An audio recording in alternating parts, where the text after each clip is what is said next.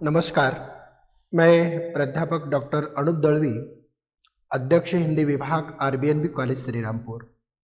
आज हम TY BA इस कक्षा की काव्य कृतियों का अध्ययन करेंगे।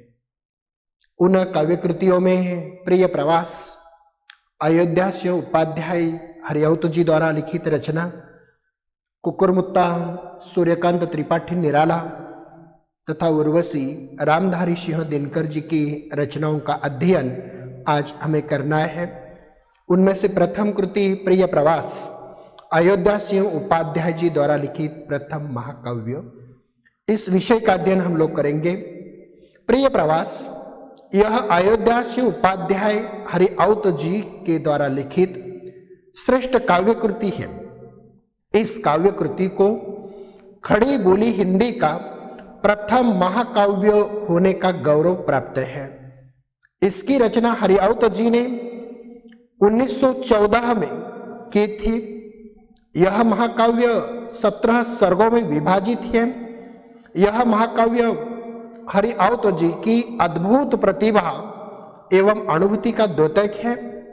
इसकी रचना हरियावत जी ने संस्कृत वर्ण रुत्तों में की है। इसका निर्माण खड़ी बोली का महाकाव्य संबंधी अभाव की पूर्ति के लिए किया गया है।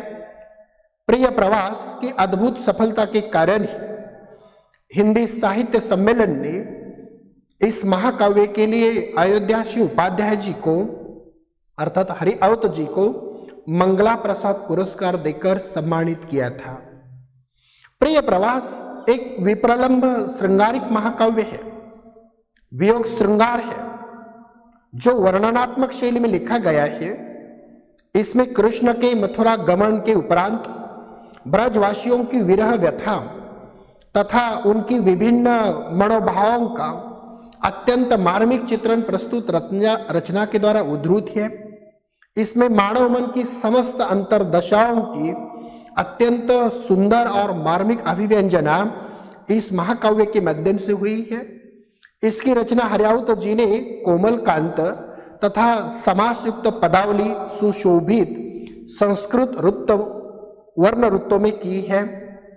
इसकी कथा कृष्ण से ब्रज का मथुरा से जाना और फिर लौट आना मात्र है, किंतु कवि की विशेषता इस बात में है कि उन्होंने छोटी सी कहानी के भीतर कृष्ण का संपूर्ण जीवन इस महाकाव्य के माध्यम से उद्धृत किया है तथा समाज के विभिन्न अंगों तथा समस्याओं का अत्यंत सुंदर समन्वय इस महाकाव्य में किया गया है।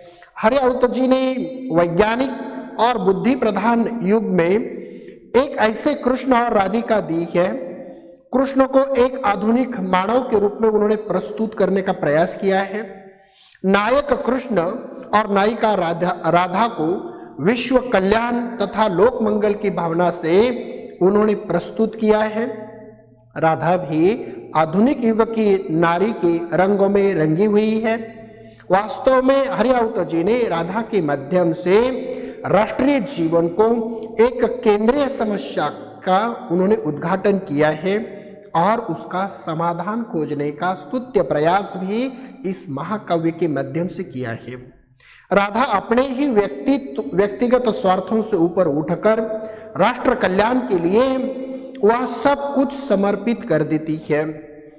इसका संपूर्ण कथानक लोकोद्धार, समाज सेवा, जन्मभूमि के प्रति अटूट श्रद्धा, दुराचार्य के प्रति विद्रोह भावना, स्वदेश प्रेम आदि भावों से परिपूर्ण होने के कारण महाकाव्य के अनुकूल है।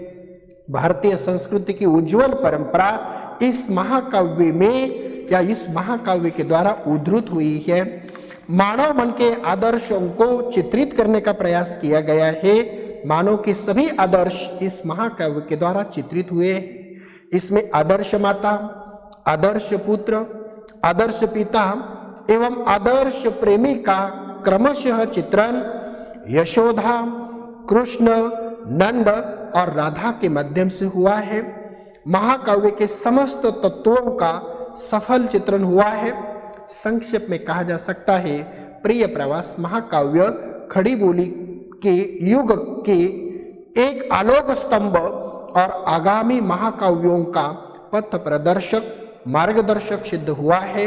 अतः प्रिय प्रवास अयोध्या सिंह उपाध्याय जी द्वारा लिखित खड़ी बोली का प्रथम महाकाव्य है, जो जीवन के उदात्त मूल्यों को प्रदर्शित करता है तथा देश प्रेम तथा राष्ट्र निष्ठा की भावना को उजागर करता है। हमारी दूसरी रचना है कुकुरमुत्ता, सूर्यकांत त्रिपाठी निराला जी के द्वारा लिखित।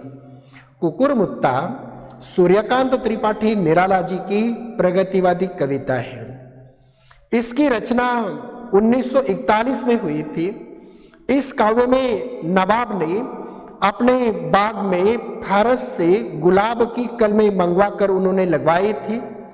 मालियों ने खाद पानी डालकर गुलाब की हिफाजत की और जब गुलाब तैयार हो गया तो उसमें गुलाब खिल गए, बगीचा सुगंध से भर गया और वही पास में एक कुकुरमुत्ता आया था।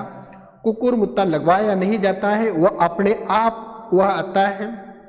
जो अपने आप आ गया था वह गुलाब को इतराते हुए देखकर यह कुकुरमुत्ता अपनी भावनाओं को उद्धृत करता है। वो कहता है, आबे सुन बे गुलाब, भूल मत जो पाई खुशबू रंगों की आब, खून चूसा खाद का तूने अशिष्ट, डाल पर इतरा रहा क्या पी कैपिलिस्ट। कैपिलिस्ट अर्थात वो पूंजीपतियों का प्रतीक है। कुकुरमुत्ता आम आदमी का प्रतीक है और गुलाब कैपिलिस्ट अर्थात पूंजीपतियों का प्रतीक है। कुकुरमुत्ता गुलाब से कहता है, तू दूसरों का खून चूस कर यह सुगंध से तू युक्त है, तू शोषक है, तू पूंजीपति है। कुकुरमुत्ता स्वाभिमानी है, सिर से उठकर वह खड़ा हुआ है।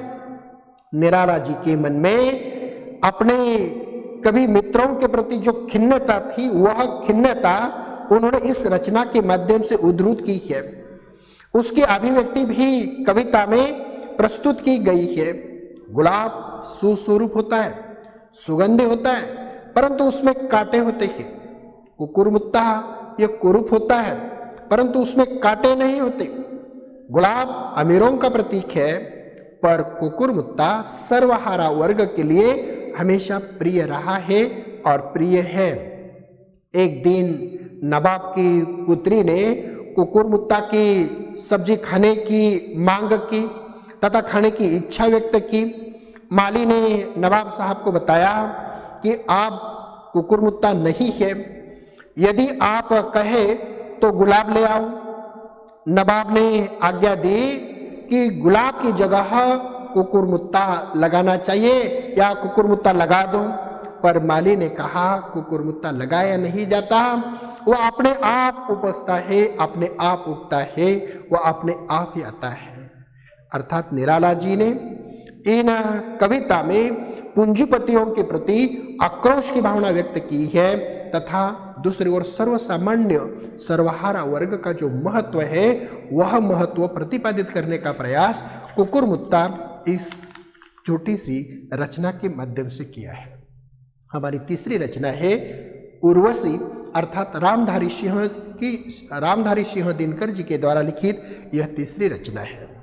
उर्वशी रामधारी सिंह द्वारा लिखित खंड काव्य है। उर्वशी पुराणों में वर्णित उर्वशी पुरुरवा की कथा पर आधारित है। इस कथा के अनुसार मनु के पुत्र सोदमुन्य एक बार अभिशप्त वन में जाने के कारण वह नारी में परिवर्तित हो गए, तब उनका नाम इला हो गया। इस इला को चंद्रमा का पुत्र बुध से एक पुत्र प्राप्त हुआ। यही जो कहानी है, इस कथा के जो नायक है वह पुरुरवा है। एक बार पुरुरवा कहीं से अपनी राजधानी प्रतिष्ठापुर में लौट आ गए। तब मार्ग में एक राक्षस ने उन्हें देवलोगों की अप्सरा अर्थात उर्वशी की उन्होंने रक्षा की और इस घटना के बाद उर्वशी और पुरुरवा अपने स्थान से लौट तो गए, परंतु एक दूसरों के प्रति प्रेम का आकर्षण दोनों के मन में निर्माण हो गया और इसीलिए वह दोनों विरह से व्याकुल हो गए। उर्वशी एक दिन भारत मुनि काम यथोचित सम्मान नहीं कर पाई और इसीलिए क्रोधित होकर मुनि ने उसे शाप दिया कि वह जिसकी ध्यान में है उसे प्राप्त वह करेगी, परंतु अपने प्रेमी और उससे प्राप्त जो पुत्र है उसे कभी सुख नहीं मिलेगा। जिस दिन पिता और पुत्र का सामना होगा उर्वशी भूलोक पर नहीं रह पाएगी, अतः उर्वशी देवलोक छोड़कर पुरुरवा के पास वह आ गई। पुरुरवा भी अपनी पत्नी औशनरी को भूल उससे प्रेम पास में वह बंध गए। दोनों काफी समय तक गंधमादन नामक पर्वत पर दोनों विहार करने लगे। इसी बीच उर्वशी गर्भवती हुई, परंतु शाप के भय से वह राजा से वह छूट गई। राजा के पास वह भाग गई और चुपचाप वह च्यवन ऋषि के आश्रम में जाकर रहने लगी और वहां जाकर वह एक पुत्र को जन्म लेती है।